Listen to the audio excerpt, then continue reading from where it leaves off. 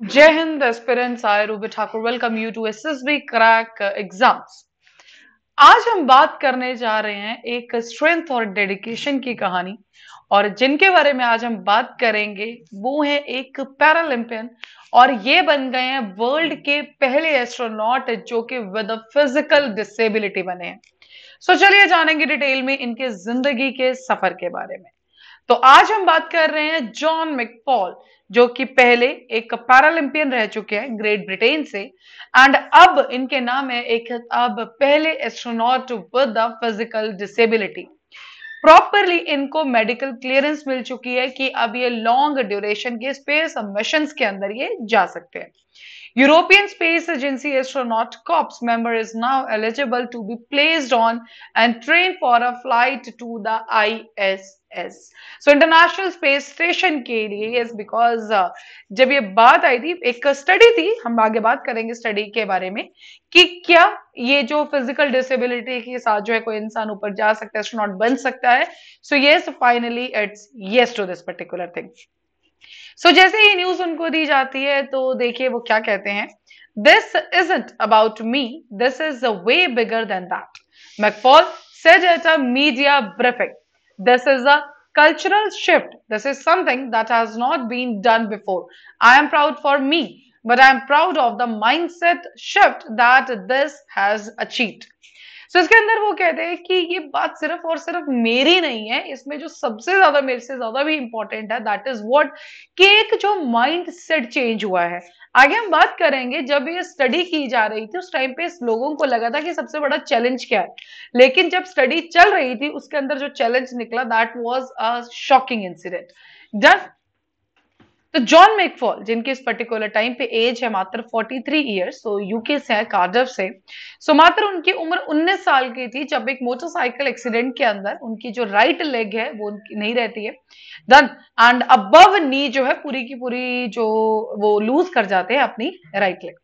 उसके बाद भी एक जो उनकी डेडिकेशन थी, मैंने आपको स्टार्टिंग में बताया कि डेडिकेशन की कहानी है। सो ये रिमार्केबल रेजिलेंस, मैकफॉल क्या करते हैं, परस्यू करते हैं एथलेटिक्स को, एंड ब्रॉन्ज मेडल लेते हैं 100 मीटर स्प्रिंट में जो 2008 के बीजिंग में पैरालंपिक्स हुए थे। उसके बाद वो चेंज कर देते हैं एथलेटिक्स में, वो जाते हैं मेडिकल करियर को अडॉप्ट करते हैं, एंड उसके अंदर वो बनते हैं ट्रॉमा एंड ऑर्थोपेडिक सर्जन। उसके बाद ये पार्ट लेते हैं फिजिबिलिटी स्टडी जिसका नाम था fly, which aimed to analyse the possibility. Then तो नाम ही फ्लाई था फिजिबिलिटी स्टडी का, और ये स्टार्ट होती है 2022 में। और इस स्टडी का जो मेन मुद्दा था वो क्या था कि हम एस्ट्रोनॉट्स को विद फिजिकल डिसेबिलिटीज भेज सकते हैं स्पेस में या नहीं भेज सकते हैं।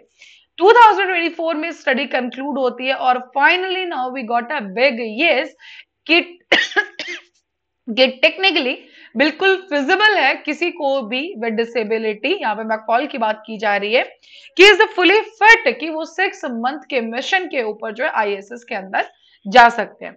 सारी मेडिकल इवेल्युएशंस हो चुकी हैं, पर्सनली वो क्लियर कर चुके हैं स्पेस ट्रेवल के लिए, ग्रीन लाइट उनको मिल चुकी है। बट हाँ, एक और चीज है इसके अंदर कि ग्रीन लाइट का मतलब ये नहीं है कि उनको नेक्स्ट मिशन में ही भेज दिया जाएगा। ऑफ कोर्स वो जो एक आईएएस की एक रिजर्व लिस्ट रहती है कि यस कौन जाएगा कौन नहीं जाएगा, उस लिस्ट के अंदर रिजर्व है। डन। सो भी कभी भी आगे उनको भेजा जा सकता है। सो अब ये उस लिस्ट में जैसे बाकी एस्ट्रोनॉट्स जो वेटिंग लिस्ट में सेम सेम उसे कैटेगरी, कोई इनके लिए डिफरेंट कैटेगरी कुछ भी नहीं, नो द सेम लिस्ट जो सब एस्ट्रोनॉट्स के लिए वही लिस्ट इनके लिए। So yes the way is cleared for that thing. तो नाउ ऑफ कोर्स जो नेक्स्ट वेट रहेगा इनको मिशन असाइनमेंट का कि किस मिशन के अंदर इनको भेजा जाता है। अब यहाँ पे बात की जाती है कि कौन कौन से एरियाज इसके अंदर टेस्ट किए गए थे। जब टेस्टिंग की बात चल रही थी तो ट्रेनिंग थी, स्पेसक्राफ्ट था, आईएसएस ऑपरेशंस थे, मेडिकल एस्पेक्ट्स थे, क्रू सपोर्ट था। So everything was studied, and उसी के बाद जो है ये क्लियरेंस दी गई है कि yes he can travel, and it concluded that for people with McFall's disability, inclusion in space exploration is achievable without a significant financial or operational burdens. So this was also one pointer जो study होना था कि ऐसा तो नहीं होगा कि अगर किसी भी इंसान को जो फिजिकली डिसेबल हो अगर हम उनको भेजते हैं स्पेस के अंदर तो कहीं फाइनेंशियल बर्डन तो नहीं बढ़ेगा। तो इसके अंदर जो स्टडी के अंदर कंक्लूड किया गया है कि नहीं ऐसा कुछ भी नहीं होगा। इफ द फिजिकली जो डिसेबल इंसान है वो उनको भी आप भेज रहे हैं देन ऑल्सो आपका कोई भी जो बर्डन है वो इंक्रीज नहीं होगा। अब यहाँ पे मैंने आपको एक बात की थी चैलेंज की। तो जेरोम रेनिक्स जो स्टडी मैनेजर थे वो कहते हैं कि जब स्टार्ट बात चल रही थी कि ये इस तरह की कोई स्टडी की जाएगी, तो उनको लगा था कि जो सबसे बड़ा चैलेंज आएगा that will be the technicalities, कि कोई टेक्निकल प्रॉब्लम्स आ सकती हैं। बट बाद में जब ये स्टडी कंडक्ट हो रही थी, सबसे बड़ी जो डिफिकल्टी यहाँ पे पाई गई वो था लोगों का माइंडसेट। बिकॉज जब भी कोई फिजिकल डिसेबल इंसान आपके सामने आता है लोगों के, तो उनका मानना यह था कि एक माइंडसेट बना है कि ये फिजिकल डिसेबल है तो ये कुछ भी अचीव नहीं कर सकता। इसलिए बार बार चीजें एक्सप्लेन करी गई, बार बार चीजों को डेमोन्स्ट्रेट किया गया, एंड उसके बाद यस जो फाइनल अभी यस आई है, तो yes this is the thing now. McFall के जो क्लियरेंस आई, आप जानते हैं प्रेसिडेंट डोनाल्ड ट्रंप का एक एग्जीक्यूटिव ऑर्डर कि yes now will be eliminating diversity, equity and inclusion. जितने भी हमारे इनिशिएटिव्स है with in the government agencies, NASA के अंदर भी उन्होंने अप्लाई कर दिया है, ठीक है। उसी के बाद जो है, ठीक है, ईएसए ये लेके आती है। So yes inclusion is something जो ईएसए यहाँ पे European Space Agency, we all know UK के ही बिलोंग करते हैं, that says McFall will soon on a rocket now for sure. अगर बात करें कि कब वो अगले मिशन में जाएंगे, तो हम सब जानते हैं कि जो आईएसएस है वो डीकमीशन हो जाएगा 2030 में। तो एक विंडो है अभी लगभग 5 साल की डन, जिसके अंदर वो पार्टिसिपेट कर सकते हैं। डिस्कशंस है इसके ऊपर कि कब इन्वॉल्व किया जाएगा उनको। साथ ही में जो एक फर्दर उनके लिए एंड वो है कि प्राइवेट स्पेस मिशन के अंदर भी उनको भेजा जा सकता है, जो कि एक्सियम स्पेस द्वारा कोई ऑर्गेनाइज किए गए हों। Then so this was all the thing. अब ये जो डिसीजन आया फाइनली एक ह्यूमन रेजिलेंस और अडेप्टेबिलिटी का बहुत बड़ा एग्जांपल है, बट साथ ही में जो एक और इंडिकेट करता है चीज, that is the transformative movement in the space exploration.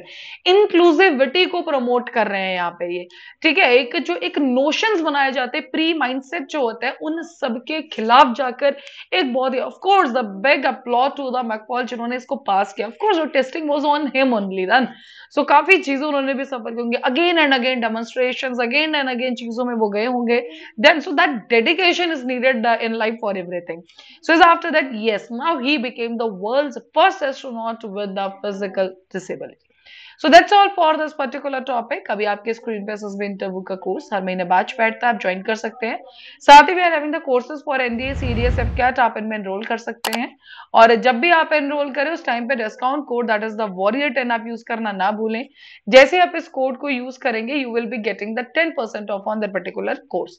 So that's all for the day. Thank you so much for watching this video lecture. जय हिंद, जय भारत। अगर आप एक डिफेंस एस्पिरेंट हैं और SSB interview, NDA, CDS, AFCAT जैसे exams के लिए प्रिपेयर कर रहे हैं, तो आप एसएसबी क्रैक एग्जाम्स के कोर्स को चेक करना ना भूलें। आप हमारी लर्निंग एप्लीकेशन को गूगल प्ले स्टोर से भी डाउनलोड कर सकते हैं।